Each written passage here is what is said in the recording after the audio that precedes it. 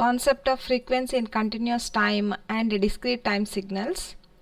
How we are going to get discrete time signals? We know already analog signal was passed to the sampler. The sampler is going to do samples at a rate of fs, which is equivalent to 1 by t sampling interval. Once this sampler will work for these different instance at a rate of fs, we are going to get a discrete signal x of n, which is equivalent to xa of nt, discrete time signal. Once we got this, xa of t is going to be given here as amplitude a cos cosine nature 2 pi ft plus theta.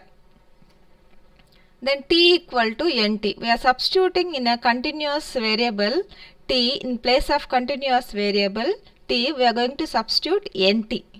Nt is nothing but samples are collected at n equal to 0th instant, 1, 2, 3 up to so on. Then t is nothing but sampling interval. 1 by t will give you the sampling rate. So in place of continuous variable t, we have to substitute it as n by fs. Then we are going to get, for this continuous signal which is given in the form of expression, we are going to get samples. Then continuous time signals. What are the properties we have to see here? Already we saw this signal in cosine nature, a cos 2 pi ft plus theta. Graphically it was represented like this. Then a1 is nothing but one of the property of this. It is a periodic in its nature, xa t plus tp. This signal will repeat at regular intervals of tp. That is equivalent to xa of t is a periodic in its nature. Then second point relevant to this is given by signal with different frequencies are themselves distinct. That means different frequency signals are appearing as a different. So a signal example, a signal with a frequency of 5 kHz will be different from 6 kHz signal. The duration is varying, frequency is varying.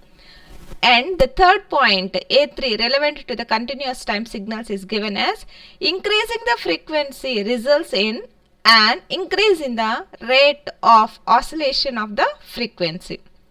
That means for periodic signals with a period Tp, different signals will have different frequencies themselves. As the frequency goes on increasing, the oscillations also goes on increasing. Number of cycles per second also goes on increases. These are the properties, three important properties of the continuous time signals. Then we will see that complex exponential signals. How we are going to notate that complex exponential signals? The complex exponential signals are given as xa of t equal to a cos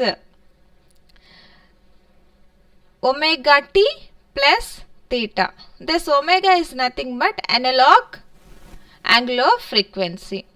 By Euler's relation, you can write it as a by 2 e power j psi t plus theta plus a by 2 e power minus j psi t, or omega t plus theta. We are going to write. This is the amplitude of a positive frequency component. This is the amplitude of a negative frequency component. We can resolve this signal in terms of two exponential signals. Then this can be one more time, you can expand that this positive signal frequency component into cos and sine natures. By combining these two, we will get the original signal. This was represented in a real and imaginary axis with respect to real and imaginary axes.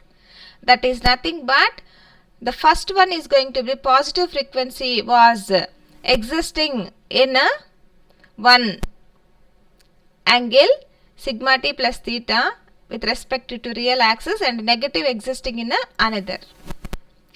Here discrete time sinusoid signals. Up to this part we discussed about continuous signals, what are the basic properties of the continuous signals, and complex exponential signals, notation, positive frequency, negative frequency. Now we will see that discrete time sinusoid signals.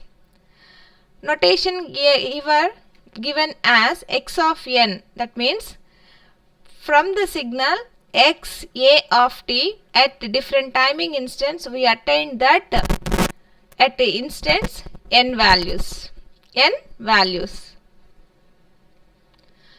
That is equal to a cos omega n plus theta, which is equal to a cos 2 pi fn plus theta. 2 pi fn plus theta. Omega equal to 2 pi f. Omega equal to 2 pi f. Where n can vary from minus infinite to plus infinite. That means the signal samples are existing from minus infinite to plus infinite. Then what are the properties of it? A discrete time sinusoid is periodic only if its frequency f is a rational number. A condition existing here, this f should be a rational number, but in case of analog signals there is no such a restriction. Second point is discrete time sinusoids whose frequencies are separated by an integer multiples of 2 pi are identical. That means if a signal having a frequency f, it was differing with another signal by 2 pi radians, then both are appearing as the same. That is the meaning. How we will verify here? Let us consider the original signal, whatever the discrete signal we considered here, cos omega n plus theta. In this case, omega is the frequency. This frequency was differed by 2 pi radians. We are treating it as another signal. That was shown here, cos omega naught. That means basic omega going to differ by 2 pi radians. So we are substituting in place of omega by omega naught plus 2 pi into n plus theta.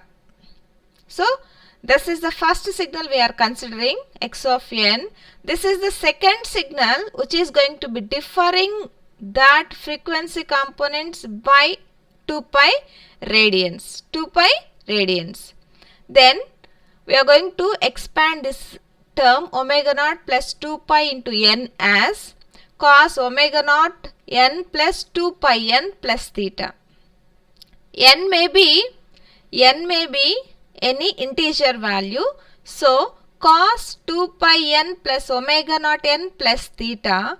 In this case, n is an integer value. We know that cos 2 pi plus something will give you the cos of that value, or else cos 2 pi plus any theta value will give you that cos omega naught n plus theta. So that the resultant expression for this, we are going to have cos omega naught n plus theta.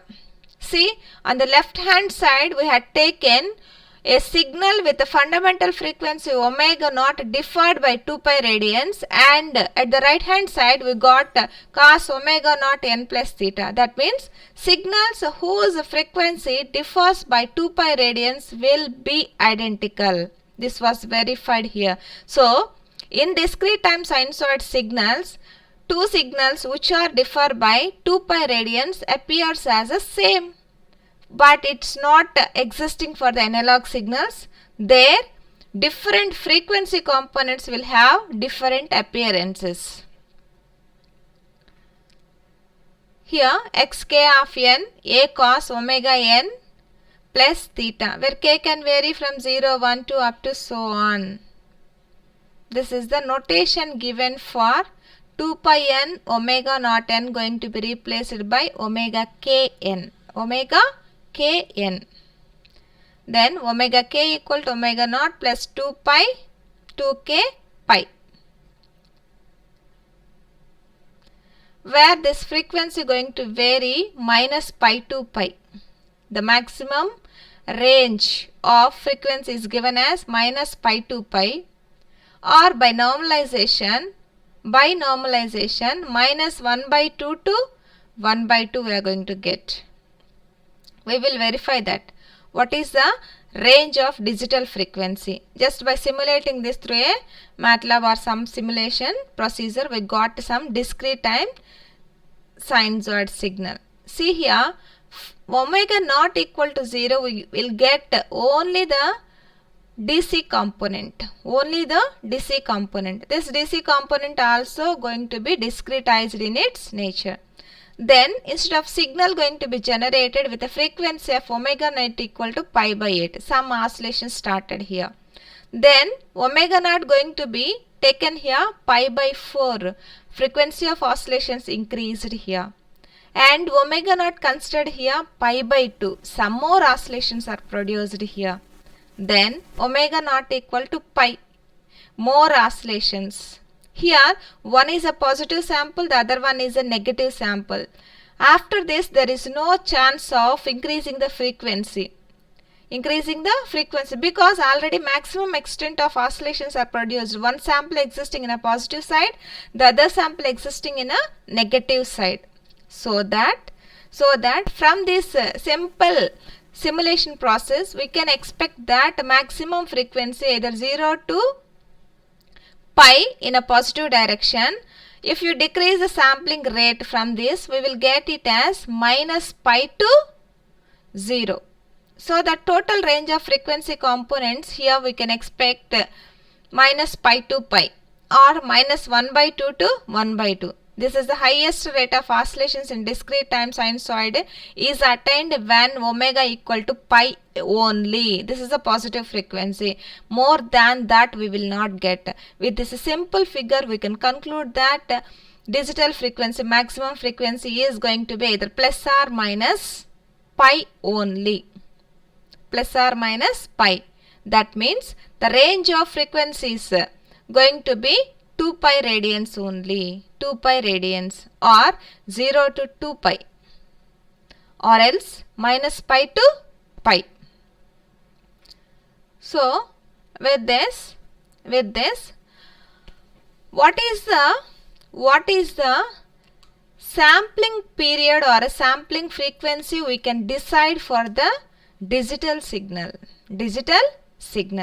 So see here, let us consider sampling rate fs equal to 1 by t for the analog signal. Then by using this sampling rate we can convert any given signal to some discrete time signal. Let us consider xa of nt which is equal to x of n. Notation convenient, we had written xa of nt is going to be written as x of n. A cos 2 pi f n t plus theta. This is the original signal we are considering here. The signal having an amplitude A, cos 2 pi, frequency of oscillation of this signal is going to be f, and at this nt instant, continuous time variable t replaced by nt, then we got a discrete signal here. So nt if you replace with a t is nothing but continuous time variable small t, then this signal will appear in a analog form. In this case, by replacement of t with nt, this signal will be in the discrete form. Then see here, simple observation. T can we write it in terms of fs. That means t equal to 1 by fs. So this same discrete time signal we had notated in a sampling rate frequency. So f, we are going to use this small f for discrete time signal frequency. So that here f by fs is going to be replaced by small f. Small f is nothing but frequency of oscillations of the discrete signal. So this one, small omega equal to the capital omega into t. This is the relation established for the analog frequency in radians to digital frequency in radians. Then analog frequency range varying minus infinite to plus infinite. That may be number of cycles per second capital F, or that may be number of cycles radians per second also capital omega. So that by observing this, small f is nothing but digital frequency, small omega is also digital frequency in radians. Here this one is a digital frequency, number of cycles per second, number of samples per second we are writing. So digital frequency is given minus 1 by 2 to 1 by 2. In radians if you write minus pi to pi, or range can be 0 to 2 pi, 0 to 2 pi. Total frequency is going to be, range is given as 2 pi radians only. This is the conclusion we can take in the form of what is meant by analog frequency, what is meant by digital frequency, what is meant by analog sampling rate, what is meant by digital sampling rate. One more time we will revise this. Analog frequency varying from minus infinite to plus infinite, digital frequency varying either in radians minus pi to pi or minus 1 by 2 to 1 by 2. So the same expression, continuous time signal, this is the radians per second is given as capital omega, which is equal to 2 pi f. This is the hertz, number of cycles per second. In discrete time signal, omega is a radians per sample, and 2 pi small f is nothing but cycles per sample, number of cycles per sample. The relation between analog frequency to digital frequency is given as small omega, which is equal to capital omega into t, and f equal to f by fs.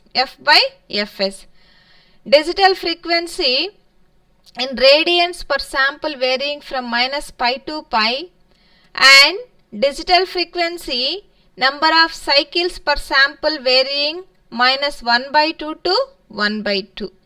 Here number of radians per second is capital omega, number of cycles per second is a capital F. See that in analog form we are observing per second, in digital form we are observing per sample. So analog frequency varying minus infinite to plus infinite radians per second, in number of cycles per second is given as minus infinite to plus infinite. Here the same we are going to observe, minus pi to pi or minus 1 by 2 to 1 by 2. And f max equal to fs by 2. According to the Nyquist criteria, we know that fs, sampling frequency, should be twice that of maximum frequency available in that signal, which is equal to 1 by 2t. This one is the radians. We are going to observe.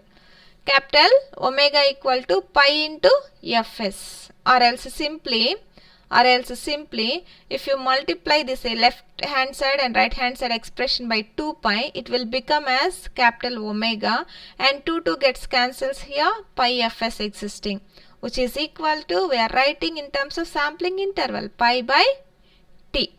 Let us consider two signals which are having one frequency at 1 by 8 Hz, the other frequency at 7 by 8 Hz. Then we are going to collect some of the samples which are not following the Nyquist criterion. So that samples are collected based on that lowest frequency, this frequency. Lowest frequency with this frequency. So the samples are collected at these S1, S2, S3, S4 instants. These instants are coinciding with the high frequency signal 7 by 8 also. But observe that samples are collected in relevant to the lowest frequency. We are not following here Nyquist criterion. So that if you are not following Nyquist criterion, based on these samples, if you reconstruct the signals, these two samples are common for both the lowest frequency and highest frequency. If you reconstruct the original signal based on these samples, this lowest frequency will be good, but this highest frequency also appears as this lowest frequency. So that due to that sampling rate was not selected in such a way that relevant to the highest frequency. The highest frequency also appears as the lowest frequency, means the highest frequency was a distorted version. That distortion we can call it as a aliasing. Aliasing means the reconstructed signal is a aliased version of the original signal. Aliased version of the original signal. Then the implications of these frequency relations can be fully appreciated by considering two signals. Let us consider one signal x1 of t, which is equal to cos 2 pi 10t. Then second signal is x2 of t, which is equal to cos 2 pi 50t. So the frequency of this first signal is 10. The frequency of second signal is going to be 50. The frequency of a second signal is going to be 50. Now we are going to consider sampling rate. Now we are going to consider a sampling rate which is equal to fs equal to 40 Hz. That means simply by observing this sampling rate is greater than the 2 FM of the first signal, and it is not suitable for this second signal. How you can do that continuous signal to be converted into discrete case x1 of n, which is equal to cos 2 pi. Just simply we have to replace this f by fs. So 10, the sampling rate going to be considered here 40. Cos 2 pi 10 by 40 n, which is equal to, simplifying this we will get it as cos pi by 2n. In a similar way, x2 of n, that is nothing but discrete case signal, can be obtained for this second signal x2 of t cos 2 pi 50t. Simply this frequency going to be replaced by 50 by 40 and t going to be replaced by n. Then by simplifying this we got it cos 5 pi by 2n. This cos 5 pi by 2n going to be written in terms of cos 2 pi n plus pi n by 2, and cos 2 pi n plus theta will be equal to cos theta. In a similar way, this was simplified cos pi n by 2. Then observe this cos pi n by 2, which is nothing but a digital signal of, or discrete signal of first signal. So second signal also appearing as a first signal. That means this we can call it as a aliasing. Not only 50 Hz, f1 plus 40k signals all are, where k can vary 1, 2, 3, 4, 5, whatever it may be, all are aliased versions only. So that sampling should be considered like that. This is the meaning of analog signal frequency and digital signal frequency, how we can select that digital sampling rate. We will stop here. This continuation for the introductory part.